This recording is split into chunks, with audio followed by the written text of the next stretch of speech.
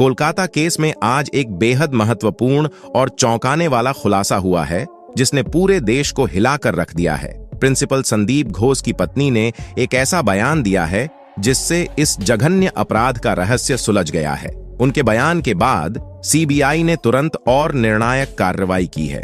CBI ने ऐलान किया है कि अब वे सबूत इकट्ठा करने की बजाय सीधे संदिग्धों की गिरफ्तारी करेंगे। संदीप घोष की पत्नी ने खुलासा किया कि डॉक्टर बिटिया के साथ किए गए अत्याचारों की भयावहता का खुलासा हुआ है। उनके बयान में उल्लेखित विवरण ने सभी को झकझोर कर रख दिया है।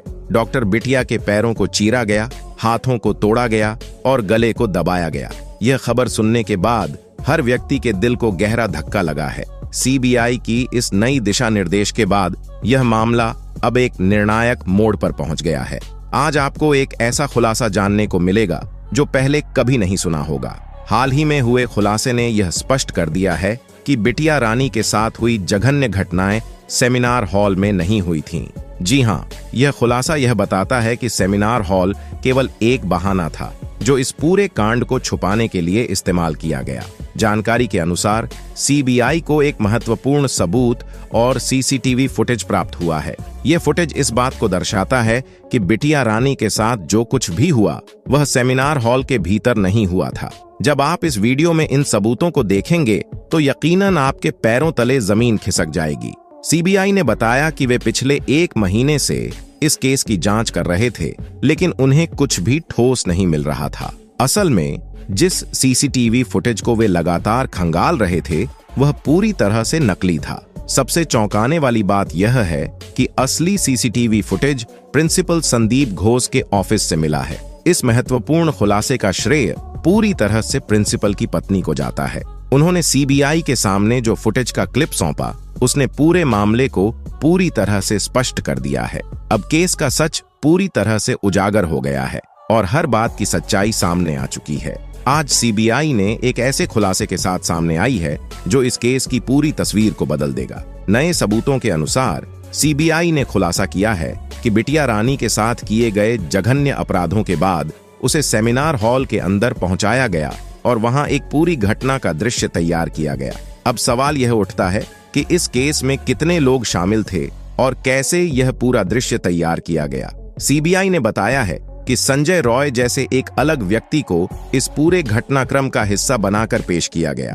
आज की रिपोर्ट में सीबीआई ने उन 20 लोगों की पहचान कर ली है जो इस मामले में संलिप्त थे और जिन्हें जल्द ही गिरफ्तार किया जाएगा। प्रिंसिपल संदीप घोष की पत्नी ने इस मामले में एक महत्वपूर्ण भूमिका निभाई है। उनका कहना है कि अगर एक औरत दूसरे औरत के दर्द को नहीं समझेगी तो कौन समझेगा। उनकी जानकारी और सहयोग ने सीबीआई को इस केस में अहम सुराग प्रदान किए हैं। सीबीआई के पास अब ऐसा सीसीटीवी फुटेज मौजूद है जो न केवल अपराधियों की पहचान करता है बल्कि यह भी दिखाता है कि इस पूरे घटनाक्रम को कैसे अंजाम दिया गया। इस वीडियो में हम जानेंगे कि किस प्रकार के सबूत मिले हैं और संजय रॉय की कहानी कितनी सच्ची और कितनी झूठी थी। वीडियो शुरू करने से पहले आप सभी से निवेदन है कि अगर आप बिटिया रानी को इंसाफ दिलाना चाहते हैं तो कमेंट बॉक्स में वी वांट जस्टिस जरूर लिखें और इस वीडियो को लाइक करें। आपका एक लाइक न केवल हमारे प्रयासों को समर्थन देगा बल्कि यह भी दर्शाएगा कि करोड़ों लोग बिटिया रानी के साथ खड़े हैं। बेटी को लगेगा मेरा परिवार, मेरे माँ बाप आज मेरे लिए न्याय की जो लड़ाई लड़ रहे हैं उसमें मैं वह अकेले नहीं बल्कि भारत के हर एक भाई बहन मौजूद हैं।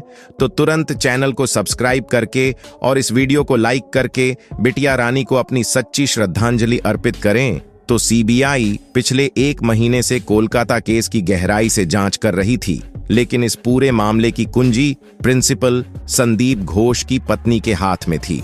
उन्होंने हाल ही में खुलासा किया है कि उनके पास एक अत्यंत महत्वपूर्ण सीसीटीवी फुटेज है जो पूरे केस को पूरी तरह से स्पष्ट कर देगा।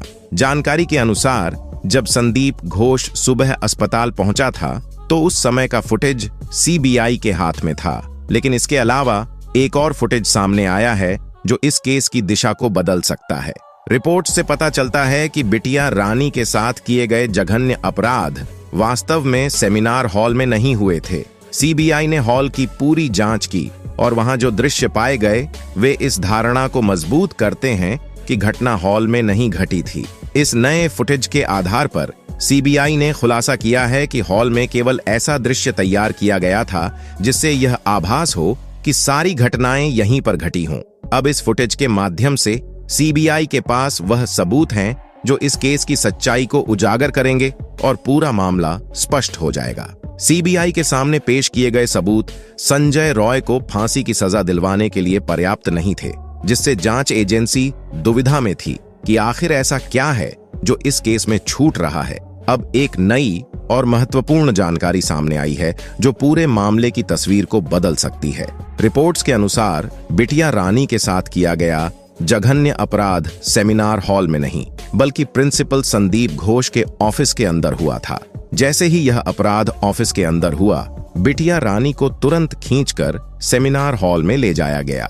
वहां एक जानबूझकर तैयार किया गया दृश्य स्थापित किया गया ताकि यह प्रतीत हो कि सारी घटनाएं हॉल में घटी हों। ऑफिस को पूरी तरह से धोने और साफ करने के लिए पानी, फिनाइल और अन्य केमिकल्स का इस्तेमाल किया गया। पूरी रात इसे अच्छे से धोया गया और फिर सेमिनार हॉल में एक नकली दृश्य तैयार किया गया, जैसे एक फिल्म की सेटिंग होती है। संदीप घोष ने संजय रॉय को इन जघन्य कार्यों को अंजाम देने के लिए प्रेरित किया, जिसमें बिटिया रानी को पीटना, उसके अंगों को तोड़ना और अन्य अमानवीय कृत्य शामिल थे। संजय रॉय को इन कार्यों का अभ्यास कराया गया ताकि वह जांच के दौरान सही विवरण दे सके। इसके बाद जब सीबीआई ने जांच की तो उन्हें संजय रॉय के कथनों के आधार पर यह सत्यापन प्राप्त हुआ कि हाँ, यह सब कार्य सही तरीके से किए गए थे। संदीप घोष ने इस केस के पोस्टमार्टम रिपोर्ट आने से पहले ही दुनिया को यह बताने का प्रयास किया कि यह एक आत्महत्या का मामला है ताकि मामले की सच्चाई को छुपाया जा सके।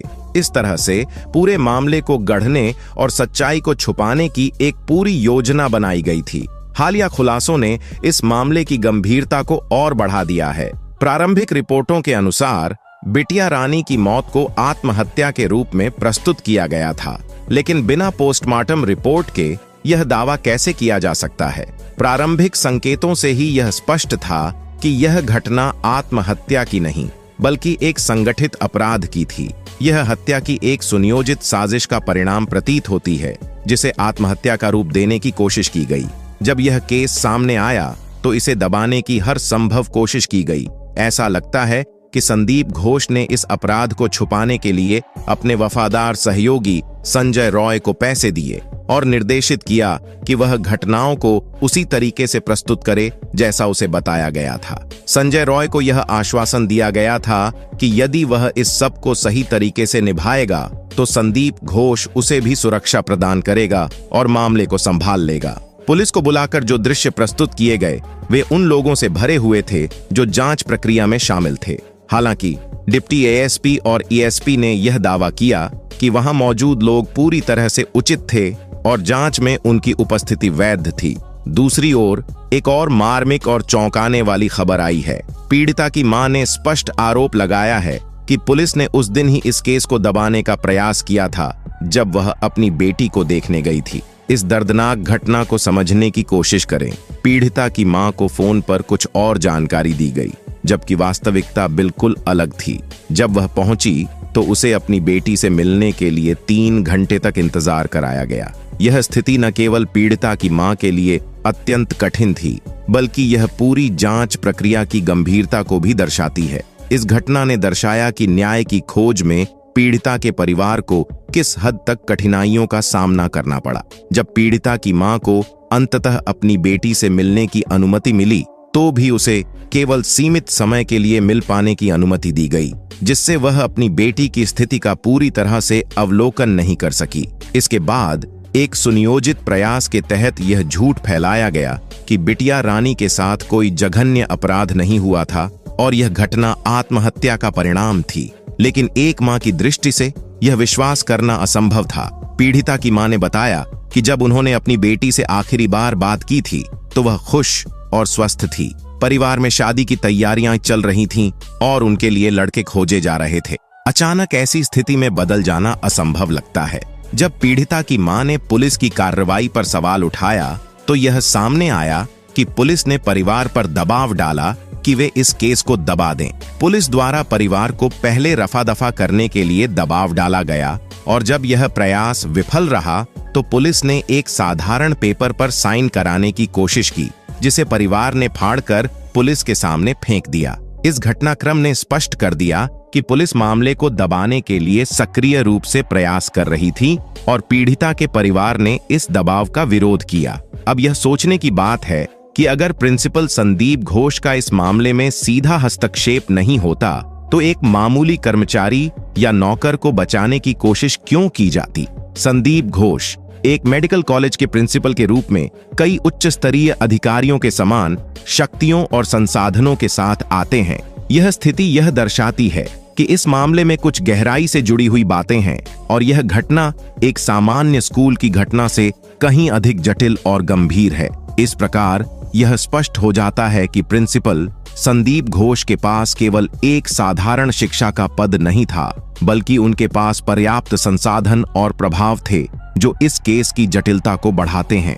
यह मामले की गंभीरता को स्पष्ट रूप से इंगित करता है और यह भी दिखाता है कि इस केस में किसी शक्तिशाली व्यक्ति के बिना ऐसा साथ दिए ऐसा संभव नहीं था। एक मेडिकल कॉलेज का प्रिंसिपल अपने संस्थान के एक वॉलंटियर के लिए इतना बड़ा जोखिम क्यों उठाएगा, यहाँ तक कि पुलिस पर दबाव डालकर पैसे देकर उसे बचाने की कोशिश करेगा और केस को रफा दफा करने के प्रयास करेगा।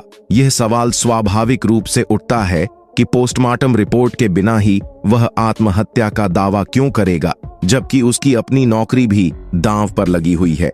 यदि आप इन सभी घटनाओं को जोड़कर सोचें तो यह स्पष्ट हो जाता है कि मामला जितना सीधा प्रतीत होता है उतना है नहीं। प्रिंसिपल संदीप घोष की पत्नी ने जो सीसीटीवी फुटेज प्रदान किया है वह इस मामले की गंभीरता को उजागर करता है।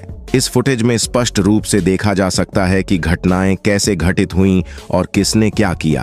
अब गिरफ्तारियों की संख्या 20 तक पहुंचने की संभावना है, जो इस बात को और अधिक प्रमाणित करती है कि यह केस एक जटिल और गहरा षड्यंत्र है। इस प्रकार प्रिंसिपल के इस प्रयास के पीछे कुछ निहित कारण हो सकते हैं जो इस केस की सच्चाई को उजागर करने के लिए महत्वपूर्ण हो सकते हैं। तो आज के वीडियो के बस इतना ही, मिलेंगे अगली वीडियो में।